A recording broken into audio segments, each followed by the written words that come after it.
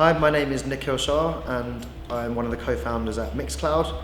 We're a startup based just around the corner here in Shoreditch, and our vision is to be one of the world's leading platforms to discover the world's best DJs and radio content on the internet.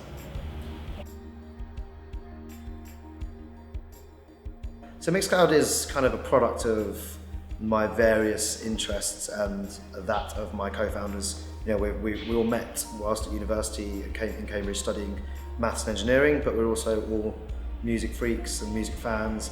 So we were DJing together and putting on a lot of student club nights and doing student radio. And then after university, we kind of did the grind for a couple of years, working in various different careers, and then just felt the urge to do something more meaningful. And then we realised that the best way to start a business is to focus on something we know and understand and find a problem that we think we're really credible to solve. I've done a lot of things over the last, over the few years of being a student and during my gap year, and I kind of had a lot of experiences where I crossed careers off the list, which is very helpful. And I kind of realised that I really want to find something that engages both my left brain and my right brain, and that's what led me to get into the world of marketing and branding. I'm definitely an evangelist for people to take non-standard paths, and that's been my story, and that's what's led me to where I am, and it's been a lot more exciting. Mixcloud's business model is pretty much focused on advertising and brand funded. We have a few revenue streams from our users as well, but primarily we're focused on working with advertisers and brands, and we do that in two ways. We have a huge number of eyeballs on the site. We have 10 million people using the service every month, and there's a lot of inventory there for advertisers to buy standard display banners and takeovers and the usual stuff that you see on every website. But then in addition to that, we do something that's a lot more interesting and a lot more unique to Mixcloud, which is working with brands to help them create content that lives on our platform, that they can use to engage listeners in a much more lean forward way rather than interruptive advertising. So we work with brands like Red Bull, Adidas, Sonos, Nike, BlackBerry, the kind of brands you'd imagine are interested in a youth audience, and we deliver audio and radio and music content that's related to their brand. It could be DJ sets from Red Bull events, it could be a monthly DJ series from Malibu, it could be mixtapes for Adidas, whatever fits the brand.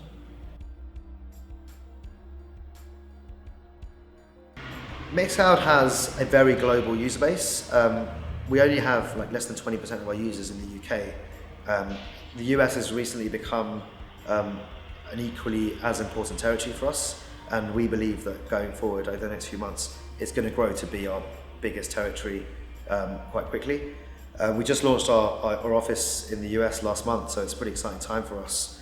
And when it comes to having a global user base and trying to monetize globally, it's both a challenge and an opportunity. The opportunity is very clear. We are global by design. We are global from day one, and that presents an opportunity in terms of building scale globally without having to really have a team on the ground in every single market.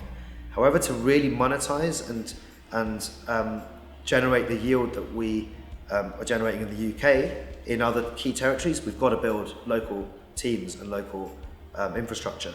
And so that's the challenge. Right now, we've got a lot of partners in territories where we don't have the scale, and really our focus is very much UK, US. And over the next few years, obviously, our internationalization strategy will play out more, and let's see how that goes. Our strategy for the US is, the context is very important. We are not launching in the US with a cold start. We're not an agency or a B2B business that's going out to the US with no relationships and no clients and no users. We have a lot of people. We have over 1 million people in the US using our service already. That's a very important context, because what we're doing there isn't starting. We're raising profile and growing. So objective number one is very much about raising our head above the parapet. In the UK, we are very much part of the conversation when people talk about streaming and the services they can work with and partner with and advertise on. We are there and we are part of the conversation. In the US, we are very much less part of the conversation because we haven't been on the ground developing those industry relationships and building partnerships in the same proactive manner. Objective number one is to raise profile, is to make people aware that we're here and we're ready to play and we're serious. And then it's about partnerships and audience growth. So phase two is very much BD, business development. It's finding media partners, content partners, and growth partners that we can work with to get more and better and more locally relevant content onto our platform that drives more audience and more engagement. And then phase three from there is monetization. So once we have a better, more relevant local brand and higher engagement, higher awareness, it becomes a lot easier for us to sell to brands and to win really interesting and exciting brand partnership deals.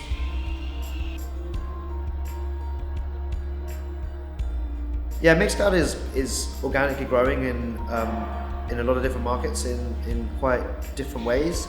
I just came back from Brazil last month, where it's kind of over the last year or so, it's gone from top 15 market to nearly top 5. The usage we have there would be very different to a territory like Japan, where again it's top 5 it's actually top 2 or 3 for mobile, but for web it's not even in the top 10. So we have a lot of fragmented usage depending on the device, the nature of the market and the culture and the kind of content they listen to, and we need to figure out how we deal with that as a small focused team, because we're definitely not going to be building a team in all those markets. And so one of my current projects is actually very much focused on finding partners in Japan to help us with commercialization. And it's been an interesting project. I've realised that working in Japan is harder than the territories we're used to working in. There's a language barrier which is inevitably going to exist, but it's proven to be a bigger barrier than I would have expected. And there is also a cultural barrier. They do business in a different way. So we're learning, and hopefully we're going to close 1 or 2 really important partnerships over the next couple of months. But it's definitely slower than I would have expected. And every project like that, we learn something, and we learn how to do it better next time.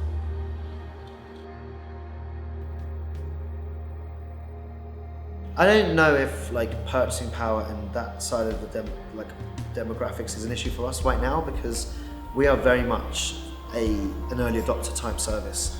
The kind of people that use Mixcloud and engage with our service are, by design, they are tech savvy.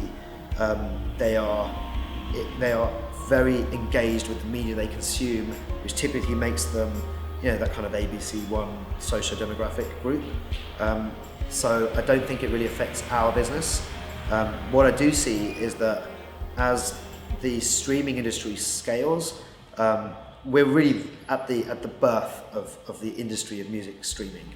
It's very, very nascent, and people talk about Spotify's in the news every week, but you've got to remember that you've got to sense check that it's still a very, very specialist product with 20-25 million users globally. That's nothing. That's a drop in the ocean. If you look at these services like WhatsApp, Instagram, social media, you're talking about hundreds of millions of users. So music streaming is very nascent and it's going to grow, but in order for it to scale, we as an industry have got to do a better job of persuading, building experiences that less media savvy, less tech savvy people can consume, and that's when we're going to start to get into this topic around monetizing people who have got a lower purchasing power.